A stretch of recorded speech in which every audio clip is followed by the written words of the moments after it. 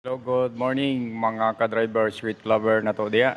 So, natay real to karon nga tinud nga pangitabo sa kagahapon nga nagbiyahe ko gikan og Davao, pauli ko, deliver ko og bugas. Pagabot ng unang bunturan di ako agi sa padulong og gabi. So, kita na to nga gamay ang karsada diha. Naghinahinay ko diya sa may pagmutusan. So, naghinay-hinay ko, nakasunod ko og sidecar. Nya tanaw na ko sa ako ang side mirror. Nakita na ko nga perting kusog ang dagan motor layo pa siya. Sa bangita buang kalit maghunong ang sidecar ning ambak niya wala gyud ipulog ambak.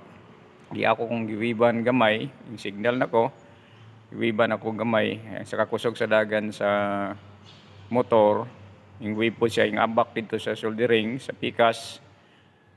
So, kusog kayo yung dagan, yung gibalik o bawi, nasagid sa soldering, wakasakay yung ligid, natumba siya, nakras siya. So, naguba, na-damage ang iyang motor, napoy, nakras po siya. Iya kong gigukod, pagkahuman, pati niyang sukuha sa kuha.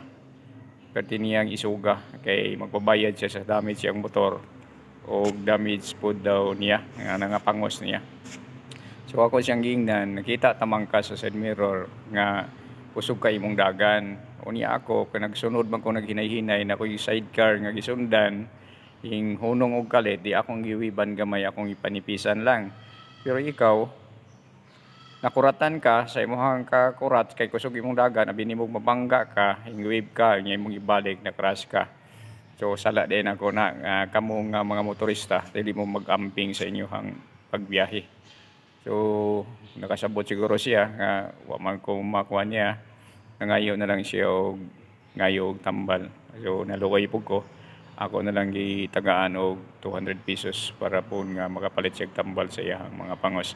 So guys, labi na gid sa mga driver diha sa mga motor, ingat-ingat pud mo, ay mo palabi og pakusog og padagan, labi na gyud kung namoy masundan nga mga dagkong truck, kay wala mo makakita sa ilahang naunhan. Hinaot pa unta nga masabtan ninyo kining tanan mga driver nga ingat lang, kay wala na rabay rewind kung madisgrasya ta.